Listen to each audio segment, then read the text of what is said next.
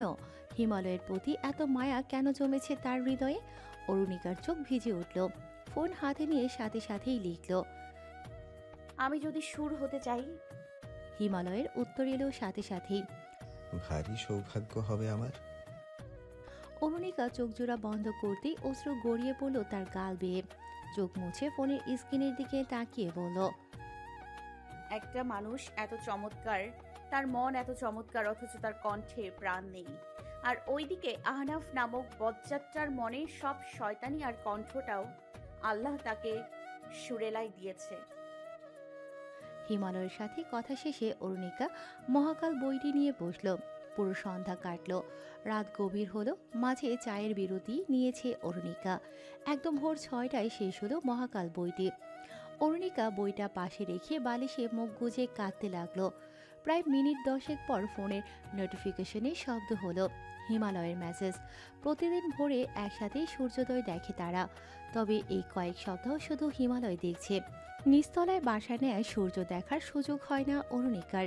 হিমালয় আকাশের ছবি পাঠিয়ে দিত, অরুণিকা সেটাই দেখত। কিন্তু আজ অরুণিকার মন ভারী।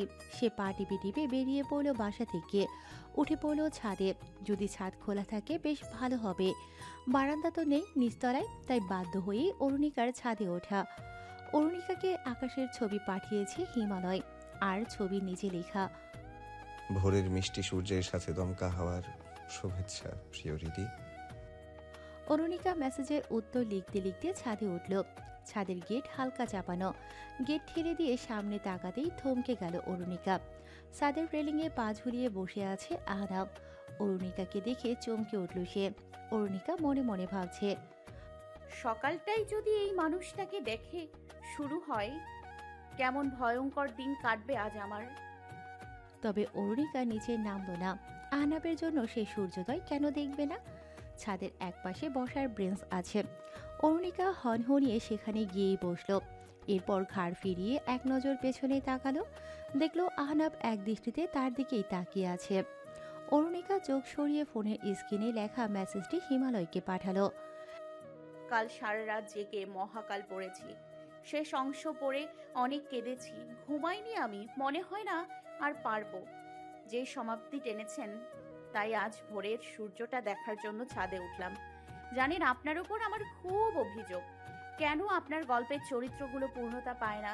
কেন তাদের ভালোবাসা অসমাপ্ত থেকে যায়? হিমালয় মেসেজটি দেখল, কিন্তু কোনো উত্তর দিল না। অরুণিকা ঘাড় ফিরিয়ে আহনাবের দিকে তাকালো।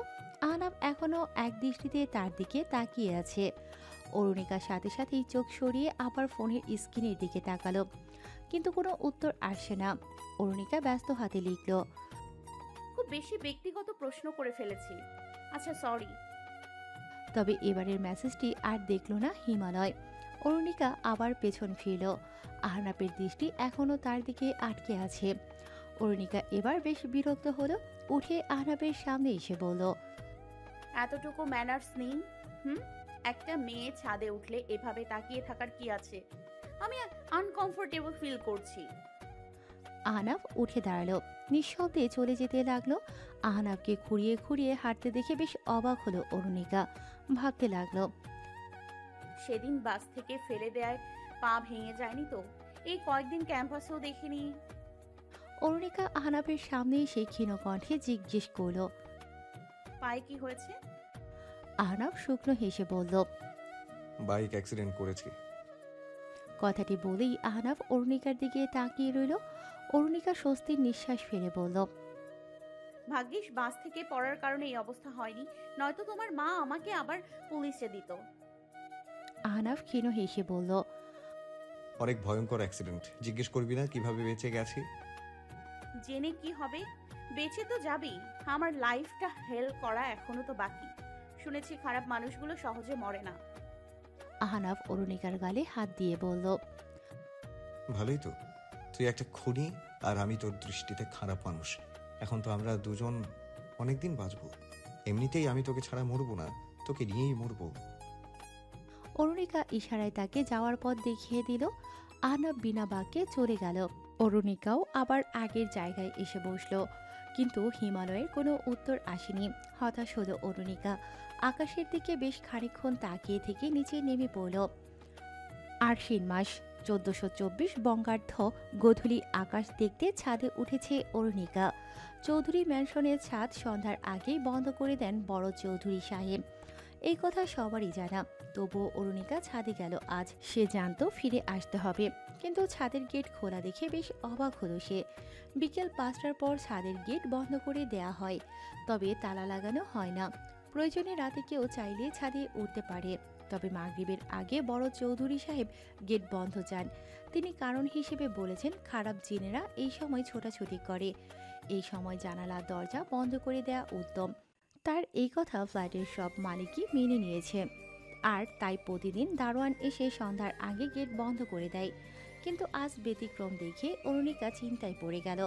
সে হালকা ভেজানো গেটে ধাক্কা দিয়ে ছাদে পা রাখতেই চমকে উঠল। সামনের মানুষটিও তাকে দেখে থমকে গেল।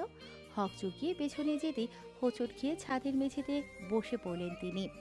অরুণিকা ছাদের রেলিংয়ে ঝুলন্ত অবস্থায় দেখতে পেল আবরারকে।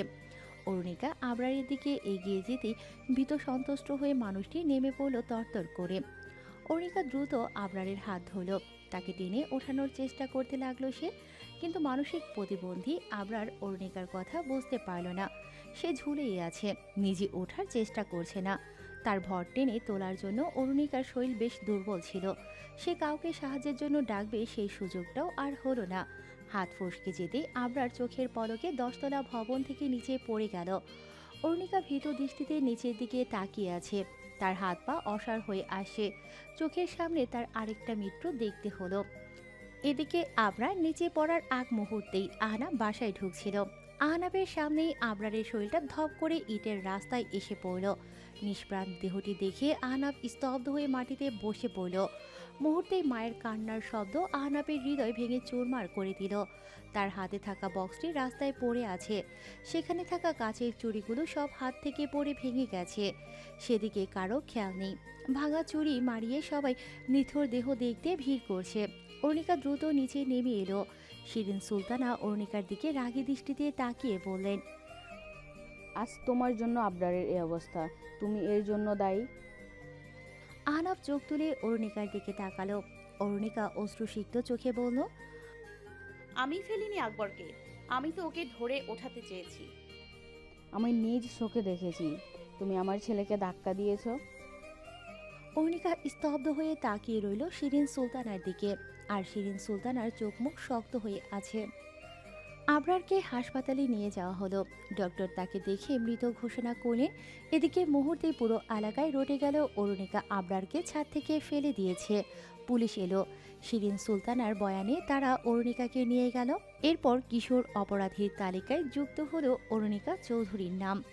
তাকে শোধরানোর জন্য পাঠানো হলো একটা কারাগারে, তবে সেখানে তাকে এক রাতের বেশি থাকতে হয়নি। মিসেস চৌধুরীর অনেক আকুতি মিনতির পর মামলা তুলে নিলেন তার ছেলে। আশেপাশের সবাইকে জানানো হলো একটা বড় ভুল বোঝাবুঝি হয়েছিল। আবরারকে অরুণিকা ধাক্কা দেয়নি, সে পা পিছলে নিচে পড়ে গিয়েছিল। তবুও অরুণিকার গায়ে সেই অপবাদ লেগেছে, সেই অপবাদ কাটেনি। স্কুলের চেয়ারম্যান অরুণিকাকে বহিষ্কার করলেন। সে বছর অরুণিকা আর মাধ্যমিক পরীক্ষায় বসতে পারেনি। অরুণিকার জীবনের গতি হুট করেই থমকে গেল যেন। বাবা মার মৃত্যুর পর চৌধুরী বাড়ির সবাই তাকে এক প্রকার অবহেলা করছিল, কিন্তু আবরারকে খুন করার অপবাদ লাগায় এবার তো কেউ তার দিকে ফিরেও তাকাচ্ছে না। দুর্য, ইভান, ইমান, আরাফ ও তাহমিদ টুকটাক কথা বলতো তার সাথে, কিন্তু আবরারের রুমে থাকা সিসিটিভি ফুটেজ দেখার পর সেটাও বন্ধ হয়ে গেল। জগৎ সংসারে এক মুহূর্তে অরুণিকা নিজেকে একা আবিষ্কার করছে, যেখানে তার সাথে কথা বলারও কেউ নেই। একাকী অশ্রু ফেলতে ফেলতে প্রায় 2 মাস কেটে গেল। আজ তার টেস্ট পরীক্ষায় বসার কথা, কিন্তু এর পরিবর্তে সে রুম বন্ধ করে বসে আছে। হঠাৎ রুমের দরজায় কড়া নাড়ার শব্দ শুনেই অরুণিকা দরজার দিকে তাকালো। আহনাব রুমে ঢুকেই অরুণিকার সামনে হাঁটু গেড়ে বসলো। অরুণিকা ক্ষীণ কণ্ঠে বলল, আমার জীবনটা ধ্বংস হয়ে যাচ্ছে আহনাফ। কেউ আমাকে বাঁচাতে আসছে না। আমি মুক্তি চাই এই যন্ত্রণা থেকে। আমার তো কোনো অপরাধী নেই। আমি মারিনি আবরারকে। আহনাব হুট করে অরুণিকাকে জড়িয়ে ধরল। ক্ষীণ কণ্ঠে বলল, আমি তোকে বিশ্বাস করি, আমি জানি তুই এমন জঘন্য কাজ করবি না, কিন্তু সিসিটিভি ফুটেজে এসব কি দেখছি? ওগুলো তো ওর ওপর রাগ করে করেছি। ভাই বোনে কি মারামারি হয় না? কিন্তু আমি কেন ওকে মেরে ফেলবো? তাহলে আবরার সেদিন সন্ধ্যায় ছাদে কিভাবে গেল? আমি নিজেই তো ছাদে উঠে ওকে দেখেছি। ওখানে চাচিও ছিলেন। চাচিকে জিজ্ঞেস করো, আমাকে দেখেই তো উনি পালিয়ে গেছেন। উনি দেখছিলেন আবরার রেলিং এর উল্টো পাশে ঝুলছিল। উনি আবরারকে না উঠিয়ে চলে গেলেন কেন? জিজ্ঞেস করো ওনাকে। আমার দোষ কেন দিচ্ছে উনি?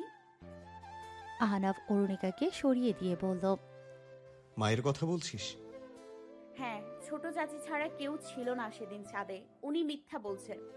আমি আবরারকে ফেলিনি, আমি তো পরে এসেছি। আবরার আগে থেকেই রেলিংয়ে ঝুলছিল। আহনাফ চুপচাপ উঠে চলে গেল। অরুণিকা শক্ত হয়ে মেঝেতে বসে আছে।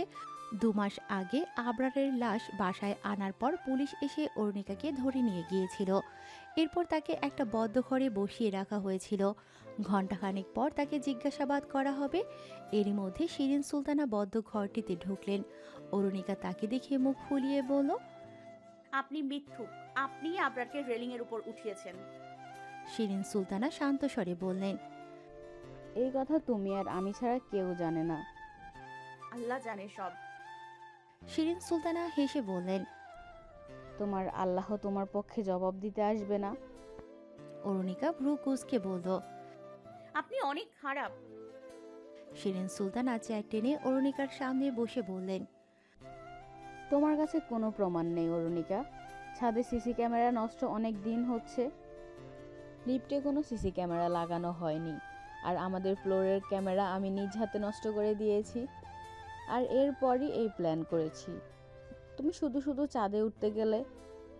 আমি ভালোই ভালোই আবরারকে উপরে পাঠিয়ে দিতাম। সবাই ভাবতো ও প্রতিবন্ধী, তাই নিজে নিজেই পড়ে গেছে। আর ছাদের গেট খোলা রাখার অপরাধে দারোয়ানের শাস্তি পেতে হতো। কিন্তু তুমি এসে আমাকেও দেখে ফেললে, নিজেও ফেসে গেলে। আমি সত্যটা সবাইকে বলে দিব। শিরিন সুলতানা মুখ চেপে হাসলেন, বললেন, পাগল মেয়ে। আবরার আমার কলিজার টুকরা। তোমার এই কথা কে বিশ্বাস করবে বলো? উল্টো মনে করবে নিজের দোষ ঢাকার জন্য তুমি মিথ্যে বলছো। অরুণিকা নির্বাক তাকিয়ে রইল শিরিন সুলতানার দিকে। শিরিন সুলতানা অরুণিকার থুতনি ধরে বললেন, তোমাকে আমার আহানাফের জন্য মোটেও পছন্দ ছিল না। তোমাকে আহানাফের জীবন থেকে ধাক্কা দিয়ে বের করার জন্য অনেক চমৎকার একটা প্ল্যান করেছিলাম, শুনবে? অরুণিকা ফ্যাল করে তাকিয়ে রইল শিরিন সুলতানার দিকে। তিনি বললেন, আবরারকে তুমি মাঝে মাঝে মারতে। কেন মারতে? ও তোমাকে বাজে কথা বলতো, তাই তোমাকে বাজেভাবে টাচ করতো। কিন্তু আমার ছেলেটা না অবুঝ, এসব বোঝে না। ছেলে মেয়ের ভেদাভেদ বোঝার বুদ্ধি ওর নেই। আমি ওকে শিখিয়ে দিয়েছিলাম। বলেছি তোমাকে বাজেভাবে ছুঁয়ে দিতে, দেখিয়ে দিয়েছি কোথায় কোথায় স্পর্শ করলে তোমার মাথা খারাপ হবে। আর আমার লক্ষ্মী বাচ্চাটা আমার কথা মতো সব করতো। তুমি ভাবতে ও প্রতিবন্ধী হওয়ার ভান ধরেছে। মাঝে মাঝে তোমার জিনিসপত্র ভেঙে দিত, নষ্ট করে দিত। এসব আমি শিখিয়ে দিয়েছি। কারণ তুমি যদি এসব আহানাফকে অভিযোগ দাও, ওকে যদি বলো আবার তোমার সাথে এমন বাজে আচরণ করেছে, ও তোমাকে কখনো বিশ্বাস করবে না। তুমি যদি বলো ও বান ধরেছে, তখন সবাই তোমাকে ভুল বুঝবে। আমি জানি আবরার আহানাফের জান, তাই আবরারের রুমে সিসি ক্যামেরা লাগিয়েছি। তুমিও তো এরপর আবরারের ওপর বিরক্ত হয়ে যখন তখন ওর গায়ে হাত উঠিয়েছিলে। ওকে রুমে বন্ধ করে রাখতে। আর সবাই সেই ফুটেজ ততটুকুই দেখবে যতটুকু আমি দেখাতে চেয়েছি। এর পেছনের কারণ কেউ জানবে না, আর তুমি বললেও কেউ বিশ্বাস করবে না। আর এখন তোমার উপর আবরার হত্যার দায় উঠেছে। সেই ফুটেজের সাথে যুক্ত হলো এই অপবাদ।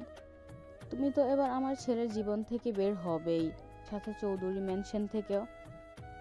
সব শুনে অরুণিকা ধরা গলায় বলল, আপনি আবরারকে কেন মেরেছেন? আহা, সব কথা জিজ্ঞেস করা যায় না। এটা টপ সিক্রেট, তোমাকে বলা যাবে না। আর কেউ সত্যটা কখনো জানবেও না। সাপও মরবে, লাঠিও ভাঙবে না। অরুণিকা মেঝেতে বসে 2 মাস আগে শিরিন সুলতানার বলা কথাগুলো ভাবতে লাগলো। ওদিকে আহনাফ তার মায়ের সামনে এসে দাঁড়ালো। অরুণিকার বলা প্রতিটি কথা তুলে প্রশ্নবিদ্ধ করল শিরিন সুলতানাকে। শিরিন সুলতানা মুহূর্তেই মেঝেতে শুয়ে পড়লেন। আহনাফ ব্যস্ত হয়ে তাকে টেনে বসালো। শিরিন সুলতানা আহনাফের হাত ধরে ভেজা কণ্ঠে বললেন, 2 মাসও হয়নি আমি আমার আদরের ছেলে হারিয়েছি, এখন আরেক ছেলে এসে আমাকে একটা খুনির কথা বিশ্বাস করে এমন প্রশ্ন করছে। শিরিন সুলতানা আহনাফকে ধরে উঠে দাঁড়িয়ে বললেন, আমি তো ওকে ভালো মনে করেছি, একটুখানি মেয়ে এমন পটর পটর করে মিথ্যে বলে দিল। আমি তো ছাদে ছিলামই না, আবরারকে বাসায় না পেয়ে তাকে খুঁজতে ছাদে গিয়েছিলাম, সেখানে দেখলাম ওই মেয়ে আমার ছেলেকে নিচে ফেলে দিয়েছে। তুমি অরুণিকাকে ধাক্কা দিতে দেখেছো? হ্যাঁ দেখেছি, ওই তো আমার ছেলেকে ধাক্কা দিল। আহনাফ কিছুক্ষণ চুপ থেকে শিরিন সুলতানাকে ছেড়ে দিয়ে গম্ভীর কণ্ঠে বলল, আবরার আমার সামনে এসে পড়েছিল, আমি নিচেই ছিলাম তখন। আমি পাথর হয়ে গেছি ওকে দেখে, কিন্তু অল্প সময়ের মধ্যেই তুমি কাঁদতে কাঁদতে দৌড়ে এলে। ওরও অনেক দেরিতে নেমেছে। তুমি তাহলে 10 তলা থেকে এত তাড়াতাড়ি কিভাবে নামলে? তুমি যদি ওরুকে ধাক্কা দিতে দেখেই থাকো, ওখানেই কেন ওকে একটা চড় লাগালে না? এত সহজে কিভাবে ফেলে দিতে দেখলে? ওকে সহ কেন উল্টে ফেলে দিলে না? আর এত তাড়াতাড়ি কিভাবে নেমেছো তুমি? শিরিন সুলতানা কাপা কণ্ঠে বললেন, লিফটে নেমেছি আমি। খুব স্বাভাবিক লাগছে তোমার এসব। আমার তো ব্রেনই কাজ করছিল না তখন। তুমি এত সহজে নামলে কিভাবে? আমার তো লিফটের বাটন চাপতেও ভুল হতো। আমি তো চলার শক্তি হারিয়ে ফেলতাম। তুমি এত তাড়াতাড়ি কিভাবে নামলে মা? তুই আমাকে সন্দেহ করছিস শাহু, তাও আবার ওই মেয়ের কথায়? না, ওর কথায় না। আমি জানি তুমি আবরারকে খুন করতে পারো না। মা কিভাবে তার সন্তানকে খুন করবে? কিন্তু তুমি অরুকেও ধাক্কা দিতে দেখোনি। তুমি এখানেই মিথ্যা বলছো। তুমি হয়তো আবরারকে খুঁজতে নেমেছিলে, তাই এত তাড়াতাড়ি নামতে পেরেছো। নয়তো তোমার স্টেটমেন্টের সাথে ফ্যাক্ট মিলছেই না। শিরিন সুলতানা ভয়ার্ত দৃষ্টিতে আহনাফের দিকে তাকিয়ে রইলেন। আহনাফ শক্ত গলায় বলল, কেস চালানো উচিত ছিল তোমাদের। আসল সত্য তখনই বেরিয়ে আসতো। শিরিন সুলতানা কিছু বলার আগেই আহনাফ বেরিয়ে গেল। শিরিন সুলতানা দরজা বেঁধে দিয়ে ভাবতে লাগলেন, যত তাড়াতাড়ি সম্ভব আহনাফের মাথা থেকে এই সন্দেহ দূর করতেই হবে। সাল 2022, ঘড়িতে সন্ধ্যা 6টা। রুহানিকে পড়াতে এসেছে আরাব। দুজনেই মুখোমুখি বসেছে। আরাব গম্ভীর কণ্ঠে বলল, বই বের করো। প্রতিদিন কেন বলতে হয় তোমাকে? আমি আসার আগেই বই বের করতে পারো না? রুহানি চোখ মুখ বাঁকিয়ে রাখলো, মনে মনে বলল, ধুর, এই খচ্চর সেটটার উপর শুধু শুধু ক্রাশ খেয়ে বসে আছি। অদ্ভুত একটা, স্বাদের মুখটা তেলাপোকার মতো করে রাখে। এসব ভাবতে ভাবতে কোথা থেকে একটা তেলাপোকা উড়ে এসে রুহানির টেবিলের ওপর বসলো। তা দেখেই লাফিয়ে উঠল সে। চেঁচাতে চেঁচাতে পুরো ঘর মাথায় তুলল। আরব ফ্যাল ফ্যাল করে রুহানির দিকে তাকিয়ে আছে। আতকিয়া জাহান ও অরুণিকা দৌড়ে রুহানির ঘরে ঢুকলো।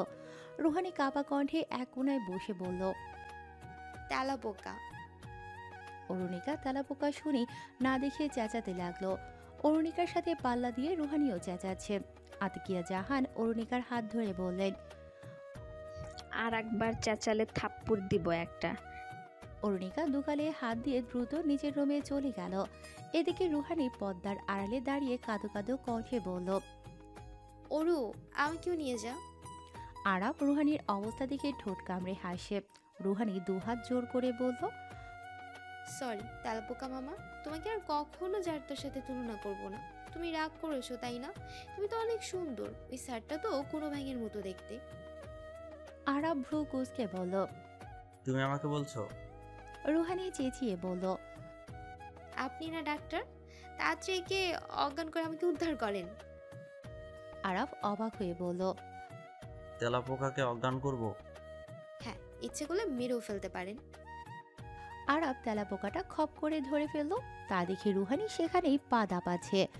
আরাব হাত মুঠো করে রুহানির দিকে এগিয়ে আসতে যাবে।